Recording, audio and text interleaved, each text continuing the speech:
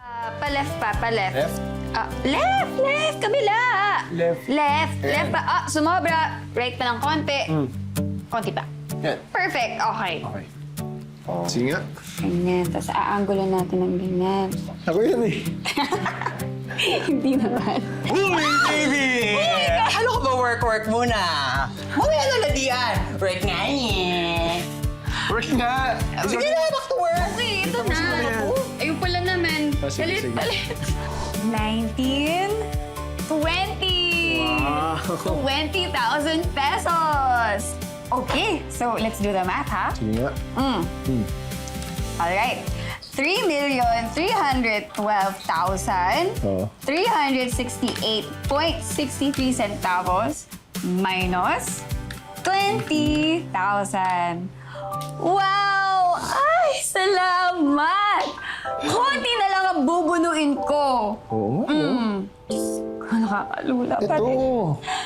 Ito. Tingnan ako. Ayan.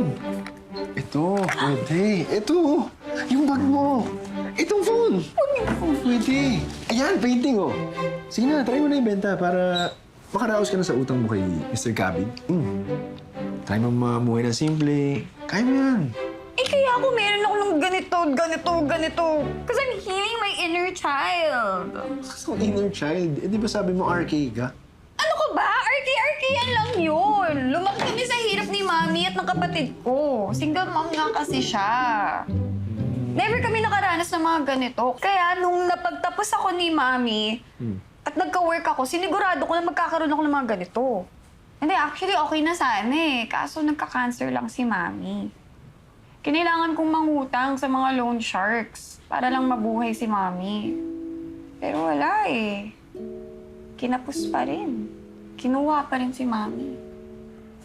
Sabi mo, may work ka naman before. Eh, bakit iniwan mo yun? Hindi sana may regular income ka na pambayad sa utang mo.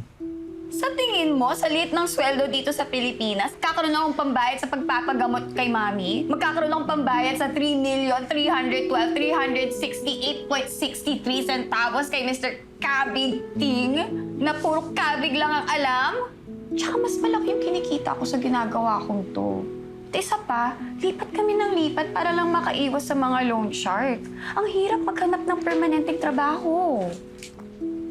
Kailangan ko lang ng one time, big time para makaalis na ako sa hukay na to. Ang hirap talaga ng baon sa utang.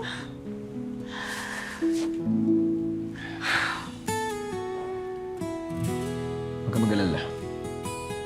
Gagawin ko ang lahat para matulungan ka.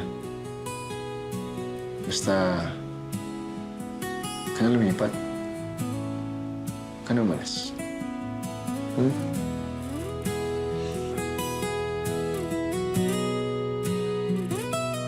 Sige.